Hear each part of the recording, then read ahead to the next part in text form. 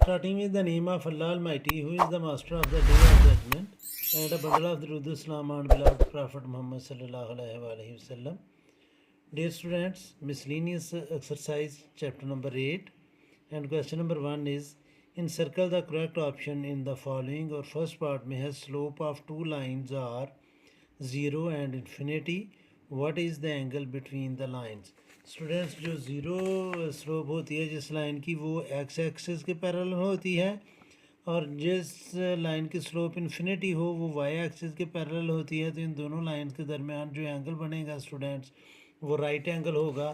तो इसलिए इसकी जो ऑप्शन है वो है 90 डिग्री। तो इसको आपने इनसर्कल कर देना है, ये ऑप्शन इसमें करेक्ट है। अब जो सेकंड पार्ट है इस क्वेश्चन का वो है one angle of right angle triangle A B C, यानी कि एक राइट एंगल ट्राइंगल है, उसका जो वन एंगल है वो है डिटरमिन कर रहा है by the lines joining 2 points 1 and 2 and 2 and 3। तो हमने थर्ड एंगल फाइंड करना है। तो स्टूडेंट्स ये हमारे पास 2 पॉइंट्स हैं, तो इसका हमने एंगल फाइंड कर लेना है। तो स्टूडेंट्स आपको पता है कि जो tan थीटा होता है वो होता है स्लोप, यानी कि किसी भी लाइन की जो स्लोप है वो इक्वल होती है tan थीटा के, और स्लोप का फार्मूला होता है y2 माइनस y1। तो y2 है 3 माइनस y1 है जी 2 ओवर x2 है 2 और x1 है 1। तो 3 में से 2 को माइनस करेंगे तो 1 ओवर 1।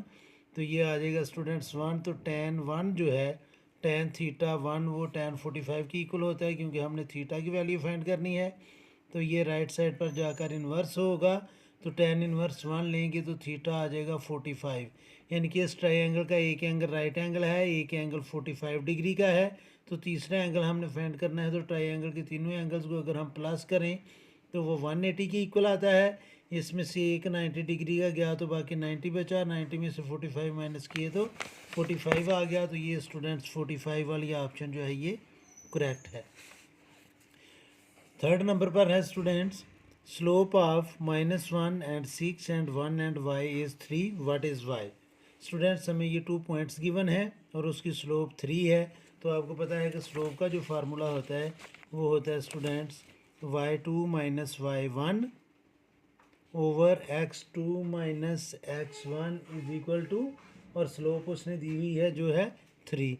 तो y2 हम इसमें देखते हैं, y2 जो है वो y है और y1 6 है। तो ये आ जाएगा students y minus 6 over x2 है स्टूडेंट्स हमारे पास जी x2 1 और माइनस x1 था तो ये +1 आ जाएगा इज इक्वल टू 3। तो अब स्टूडेंट्स 1 में 1 प्लस करेंगे तो 2 राइट साइड पर 3 से जाकर मल्टीप्लाई करेगा तो 6, और ये -6 राइट साइड पर जाकर प्लस होगा तो 6 प्लस दिस 6 12 आ जाएगा। तो y की वैल्यू 12 वाली जो ऑप्शन है वो करेक्ट है। Number 4 the line 5x minus ky minus 3 is equal to 0 passes through 1 and 2, what is the k? Students x की वैल्यू 1 है तो x की जगह हम 1 पुट करेंगे तो ये 5 आ जाएगा। 5 में से 3 को माइनस किए तो 2, और y की वैल्यू 2 है तो इधर हम 2 पुट करेंगे तो 2 minus 2 k is equal to 0। तो 2 के इधर माइनस है, राइट साइड पर जाकर प्लस होगा और 2 से डिवाइड करेंगे तो 1 वैल्यू आ जाएगी। ये मैं इसलिए इस डायरेक्ट कर रहा हूँ क्योंकि ये एक्सरसाइज आपने पढ़ी हुई है, लेकिन चले मैं बता देता हूँ आपको फिर भी कि हमने x की जगह पुट करना है स्टूडेंट्स 1 माइनस k, और y की जगह हमने पुट करना है 2 माइनस 3 इज इक्वल टू 0, क्योंकि ये इस पॉइंट 1 और 2 में से पास हो रहा है। तो x 1 है और y 2 है। तो मैंने x की जगह 1 और y की जगह 2 पुट किया। 5 को 1 से मल्टीप्लाई किया तो 5, और इसमें से ये 3 माइनस किए क्योंकि ये लाइक टर्म है तो ये आ जाएगा 2 के स्टूडेंट्स लेफ्ट साइड पर माइनस है, राइट साइड पर जाकर ये प्लस होगा और 2 से हम डिवाइड कर लेंगे तो k की वैल्यू 1 आ जाएगी। तो इस तरह ये k की वैल्यू 1 है। नेक्स्ट स्टूडेंट्स वो कह रहा है कि the line 5x minus 6 is equal to 0 represent.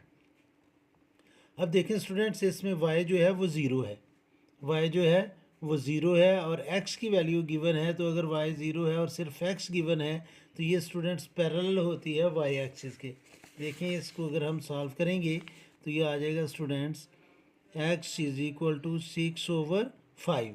तो आप x 6/5 है, यानी कि ये 6 इधर माइनस था, राइट साइड पर जाकर प्लस, और 5 जो है वो जाकर डिवाइड करेगा। तो इसका मतलब है कि ये लाइन है एक्स एक्सिस, ये वाई एक्सिस, तो एक्स की वैल्यू है 6/5, तो ये 1 पॉइंट से थोड़ा सा आगे जाएगी और ये पैरेलल लाइन बनेगी वाई एक्सिस की। तो इसकी ऑप्शन जो करेक्ट है पैरेलल टू वाई एक्सिस है ये। और अगर y की वैल्यू दी हो स्टूडेंट्स, हम सॉल्व करें तो ये आ जाए, सपोज कि y इज़ इक्वल टू 3 आ गया है, तो ये लाइन जो है ये पैरेलल होगी किसके, एक्स एक्सिस के। अगर सिर्फ x की वैल्यू है तो वो लाइन y एक्सिस के पैरेलल होगी, और अगर y की वैल्यू है तो वो लाइन x एक्सिस के पैरेलल होगी। इसको आपने माइंड में रखना है। आगे है students number 6, line y is equal to 0, ये भी मैंने आपको बता रहा था। Line y is equal to 0 represent, तो ये x एक्सिस को रिप्रेजेंट करती है। y की वैल्यू 0 जो है वो x एक्सिस पर आती है। ये भी मैं आपको बता देता हूँ कि ये स्टूडेंट्स आप सपोज करें कि ये हमारे पास y एक्सिस है, ये x एक्सिस है। तो x एक्सिस पर यानी कि ना पॉइंट ऊपर जाएगा ना नीचे जाएगा, तो अगर y 0 है तो वो लाइन को रिप्रेजेंट कर रहा है x एक्सिस को, और अगर x 0 है तो वो रिप्रेजेंट कर रहा है y एक्सिस को। नेक्स्ट है स्टूडेंट्स नंबर 7। तो नंबर 7 पर देखिए स्टूडेंट्स, हमारे पास जो गिवन है नंबर 7 अभी इसमें शो नहीं हो रहा। चलिए मैं नंबर 7 जो है वो मैं पेज पर आपको एक्सप्लेन कर देता हूँ कि नंबर 7 पे हमें क्या इक्वेशन दी हुई है। नंबर 7 पर वो हमसे पूछ रहा है कि the line y is equal to b, y is equal to B, और is above on x axis, is and above on x axis. तो x एक्सिस के ये ऊपर है, तो इसमें जो ऑप्शन है स्टूडेंट्स y एक्सिस के ऊपर y is equal to B, और x एक्सिस के ऊपर जितने भी पॉइंट होंगे स्टूडेंट्स वो x की वैल्यू जो है वो पॉजिटिव होगी, तो ये ग्रेटर दैन ज़ीरो होना चाहिए। तो इसमें जो ऑप्शन है कि b is greater than zero, वो ऑप्शन करेक्ट है, b is greater than zero, और ये है इसकी ऑप्शन C। तो इस 7 की C ऑप्शन जो है वो करेक्ट है। आगे स्टूडेंट्स नंबर 8 में जो वो बात बता रहा है, 8 में वो कह रहा है जी कि the line x is equal to a, x is equal to a है, और x जो है वो लेफ़्ट साइड है y एक्सिस के, एंड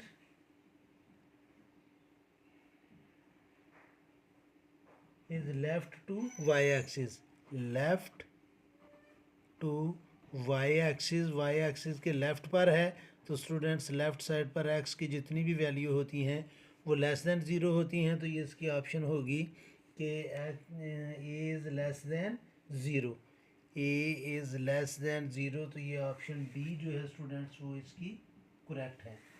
नंबर 9 पर वो कह रहा है कि slope of a line L is -4। Slope जो गिवन है स्टूडेंट्स, लाइन एल है उसकी स्लोप गिवन है -4, और वो कह रहा है what is the slope of the perpendicular line. तो परपेंडिकुलर लाइन की जो स्लोप होती है स्टूडेंट्स वो इसका नेगेटिव रेसिप्रोकल होगा। तो जब हम नेगेटिव करेंगे इसको तो वो प्लस बन जाएगा, और रेसिप्रोकल करेंगे तो ये आ जाएगा 1/4। तो 1/4 जो ऑप्शन है वो है स्टूडेंट्स ए पार्ट में, तो इसकी ए ऑप्शन जो है वो करेक्ट है। आगे नंबर 10 में भी कि ये अभी शो हो जाए कैमरे में, नंबर 10, हाँ जी नंबर 10 जो है वो आ रहा है। तो ये कह रहा है कि which of the following line has the slope 2/3। अब स्टूडेंट्स जो स्लोप होती है वो आपने नोट करना है कि स्लोप का फार्मूला होता है -a/b, और जो स्लोप हमें गिवन है इसमें वो है 2/3। तो अब आपने देखना है कि 2/3 किस इक्वेशन की स्लोप आएगी, जबकि स्लोप होती है -a/b। अगर हम इसको -a/b करेंगे तो ये आएगा -2/3। अगर हम इसको लिखेंगे -a/b, तो जो माइनस इसके साथ लगानी है और जो b के साथ माइनस लगानी है वो माइनस और वो माइनस कैंसिल हो जाएगी, तो ये 2/3 आ जाएगी। तो स्टूडेंट्स ये b वाली ऑप्शन इसकी करेक्ट है। आगे आ जाएं नंबर 11 पर। The line y is equal to 5x minus 3 is written in the form of. तो स्टूडेंट्स ये जो इक्वेशन होती है स्लोप y इंटरसेप्ट फॉर्म वो इक्वल होती है y is equal to mx plus c। तो इस फॉर्म को हम कहते हैं स्लोप इंटरसेप्ट फॉर्म। तो ये इसी फॉर्म में ये इक्वेशन लिखी हुई है y is equal to 5x minus 3। तो ये स्टूडेंट्स स्लोप इंटरसेप्ट फॉर्म बनी हुई है, तो इसको हम सर्कल कर देंगे। आगे आ जाएं स्टूडेंट्स नंबर 12 पर। x intercept of the line x plus 5 y is equal to 5। अब स्टूडेंट्स देखें कि x इंटरसेप्ट पर y की वैल्यू ज़ीरो होती है।